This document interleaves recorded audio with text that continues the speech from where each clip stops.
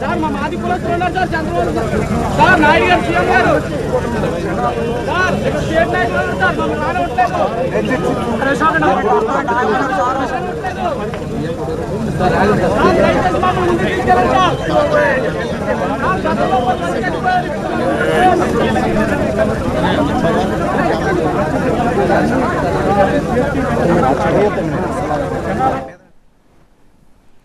ఘటన జరిగిన సమయంలో భారీగా బాణాసంచా అక్కడ నిల్వ చేసినట్లు తెలుస్తోంది. దీంతో ఒక్కసారిగా ఆ ఘటన జరగగానే అక్కడ పనిచేస్తున్న వాళ్ళు బయటికి తమను తాము రక్షించుకోలేని పరిస్థితులు ఏర్పడ్డాయి. దట్టంగా పొగ అలుముకోవడం, అంతకంతకు మంటలు పెరుగుతూ ఉండడంతో వాళ్ళు బయటికి రాలేని పరిస్థితి నెలకొంది. అయితే ఘటన జరిగిన వెంటనే అక్కడున్న స్థానికులు స్పందించి అధికారులకు సమాచారం ఇచ్చారు. హుటాహుటిన ఫైర్ సిబ్బంది అక్కడికి చేరుకున్నారు, అంబులెన్స్లు అక్కడికి చేరుకున్నాయి. కానీ ఈలోపే జరిగేదంతా జరిగిపోయింది. అక్కడున్న అందరూ అగ్నికాహుతైపోయారు. కొంతమంది తీవ్రంగా గాయపడ్డారు. కొంతమంది అక్కడి నుండి తప్పించుకొని ఇటు పొలాల్లోకి పరిగెత్తారు. అక్కడే చిన్న చిన్న కాలువలు ఉండడంతో ఆ కాలువల్లోకి దూకేశారు తమను తాము కాపాడుకోవడానికి. అయినా చాలా మంది ప్రాణాలు కోల్పోయారు. ఎంతలా అంటే ఆ పేలుడికి శరీరాలన్నీ ముక్కలు ముక్కలుగా మాంసపు ముద్దలుగా మారిపోయాయి. ఆ పక్కనే ఉన్న పొలాల్లో పడిపోయాయి. అది ఎవరి మృతదేహం అన్న విషయం కూడా తెలుసుకోవడం చాలా కష్టమైపోయింది. మొత్తం పేలుడులో 21 మంది చనిపోయారు. వారిలో 13 మంది మృతదేహాలను అధికారులు గుర్తించారు. మృతుల్లో కడిపల్లి కృపమ్మ, ధనరాజు, సాధనాల సత్యవతి, వల్లూరి రవి, రాము, గంపల మంగ, గొడత మహేష్, మందపల్లి చిన్ని, నాని, నిమ్మడ కరుణ, గొట్ట మహేష్, రమణ ఉన్నారు. ఇక ఈ పేలుడు ప్రమాదంలో ఆ బాణాసంచా తయారీ కేంద్రం యజమాని అడబాల వీరబాబు తండ్రి శ్రీను కూడా ప్రాణాలు కోల్పోయారు. ఆ తర్వాత ఆ మృతదేహాల్ని, ఆ మాంసపు ముద్దల్ని వెతకడానికి ఏకంగా డ్రోన్లను ఉపయోగించారంటే ఆ పేలుడు ధాటి ఎలా ఉందో మనం అర్థం చేసుకోవచ్చు. అప్పటికే హుటాహుటిన ఫైర్ సిబ్బంది చేరుకున్నారు, మంటల్ని ఆర్పారు. కానీ ఈలోపే జరగాల్సిన ఘోరమంతా జరిగిపోయింది. ఆ తర్వాత అక్కడికక్కడే మృతదేహాలను సేకరించి అక్కడే పంచనామాలు నిర్వహించి ఆ తర్వాత ఆసుపత్రికి తరలించారు. ఇక తీవ్రంగా గాయపడ్డ వాళ్ళు చాలా మంది ఉన్నారు. వాళ్లను కూడా దగ్గరలోని హాస్పిటల్కి ముందుగా తరలించారు.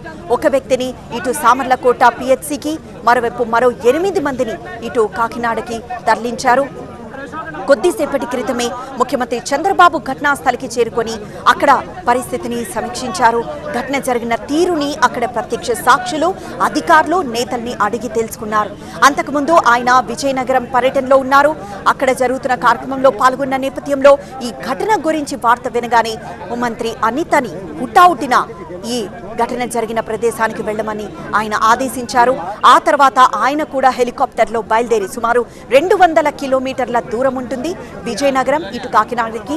సో ఆయన హెలికాప్టర్లో ప్రయాణించి కాకినాడ చేరుకొని అక్కడి నుండి రోడ్డు మార్గం ద్వారా ఘటనా స్థలానికి చేరుకున్నారు. అక్కడికి చేరుకొని ఈ ఘటన జరిగిన తీరును అడిగి తెలుసుకున్నారు. ప్రతి ఒక్కటి క్షుణ్ణంగా అడిగి తెలుసుకున్నారు. ఆ తర్వాత కొద్దిసేపటి క్రితమే సామర్లకోటలోని పిహెచ్సికి వెళ్లి ఆ గాయపడ్డ ఒక వ్యక్తి ఎవరైతే అక్కడ జాయిన్ అయ్యారో, చికిత్స పొందుతున్నాడో అతన్ని పరామర్శించారు. కాసేపటి క్రితమే కాకినాడకి బయలుదేరారు. మరి కొద్దిసేపట్లో ఆయన కాకినాడ హాస్పిటల్కి చేరుకోపోతున్నారు. అక్కడ కూడా 8 మంది పరిస్థితి విషమంగానే ఉన్నట్లు తెలుస్తోంది. వారిని పరామర్శించనున్నారు ముఖ్యమంత్రి చంద్రబాబు. అయితే ఇటు కుటుంబ సభ్యుల్ని కోల్పోయిన వాళ్ళంతా తీవ్ర దుఃఖంలో ఉన్నారు. వాళ్ళని గుర్తుపట్టే పరిస్థితి కూడా లేదు. అంటే చేతికి పెట్టుకున్న వాచ్నో, లేకపోతే కాళ్లకున్న పట్టీలనో, వేసుకున్న బట్టలనో చూసి గుర్తుపట్టాల్సిన పరిస్థితి నెలకొంది. ఉదయమే వాళ్ళు టిఫిన్ బాక్సులు కట్టుకొని ఇక్కడ పనికొచ్చారు. సాయంత్రం అయ్యేసరికి అంటే ఇంకొక 2-3 గంటల్లో తిరిగి ఇంటికి వెళ్ళిపోతాము అనగా ఈ ఘటన జరిగింది. ఉదయాన్నే ఇంట్లో తిరిగి సాయంత్రం వచ్చిన తర్వాత తిరిగి పనులు చేసుకుందామని చెప్పిన వాళ్ళంతా ఇలా తిరిగి రాని లోకాలకి వెళ్ళిపోవడంతో కుటుంబ సభ్యులు కన్నీరు మున్నీరవుతున్నారు. కూతురు కోసం తండ్రి, తండ్రి కోసం కొడుకు, ఇటు భార్య కోసం భర్త, ఇలా తమ వారి కోసం, తమ కుటుంబ సభ్యుల కోసం వెతుక్కోవడంతోనే సరిపోయింది. అక్కడ పనిచేస్తున్న వాళ్ళ కుటుంబ సభ్యులు బతుకులు పూర్తిగా బుగ్గిపాలైపోయాయి. అయితే ఇక్కడ వరుసగా 5 షెడ్లున్నాయి. త్వరలోనే ఒక జాతర జరగబోతోంది. ప్రతిష్టాత్మకమైన జాతర కాబట్టి అక్కడ మందుగుండు సామాగ్రి భారీగా తీసుకొచ్చి పెట్టారు. ఆ తర్వాత జాతరకి మరి కొద్ది సమయమే ఉండడంతో చాలా అంటే కొన్ని గంటల పాటు శ్రమించి త్వరగా బాణాసంచా తయారీ చేయడం, ఆ జాతరకి ఉపయోగించాలన్న లక్ష్యంతో ఉదయం నుండి సాయంత్రం వరకు అక్కడ పనులు జరుగుతూ ఉన్నాయి. ఆ పక్కనే అంటే షెడ్ బయటే యాక్చువల్గా మందుగుండు సామాగ్రి కూడా కనిపిస్తూ ఉంది. అయితే భారీగా అక్కడ బాణాసంచా తయారీ చేసి అక్కడే ఆ పక్కనున్న షెడ్డుల్లో పెట్టడంతో షెడ్డులు కూడా ఒకదాని వెంట ఒకటి లైన్గా ఒక 5 షెడ్లు ఉండడంతో ఒకదాని తర్వాత ఒకటి మంటలు అంటుకొని పూర్తిగా అగ్నికి ఆహుతైపోయాయి. ఏకంగా షెడ్కు సంబంధించిన ఐరన్ రాడ్లు కూడా మెల్ట్ అయిపోయాయంటే, కరిగిపోయాయంటే ఆ మంటల ధాటి ఎలా ఉందో మనం అర్థం చేసుకోవచ్చు. మరి అలాంటి మంటల ధాటికి ఇక మనుషుల ప్రాణాలైతే మిగిలి ఉంటాయా? ఊహించడం కష్టం కదా. అక్కడ కూడా జరిగింది అదే. అలానే అక్కడికి చాలా మంది ఆ పక్కనే పంట పొలాలు ఉన్నాయి, మరోవైపు అక్కడ పనిచేసే వాళ్ళు కూడా చిన్న బండ్లు తీసుకొని అక్కడికి చేరుకున్నారు. ఆ పక్కనే వాళ్ళు పార్క్ చేసుకొని ఉంచారు. అవి కూడా పూర్తిగా అగ్నికి ఆహుతైపోయాయి. అది చూసిన వాళ్ళు ఎవరైనా అవి బండ్లు అన్న విషయం కూడా అర్థం కాదేమో, అలాంటి పరిస్థితి నెలకొంది. అయితే పూర్తిగా అక్కడి సిచ్యువేషన్ని కంట్రోల్ చేసి ఆ తర్వాత అక్కడ ఘటన జరిగిన తీరుని తెలుసుకుంటున్నారు.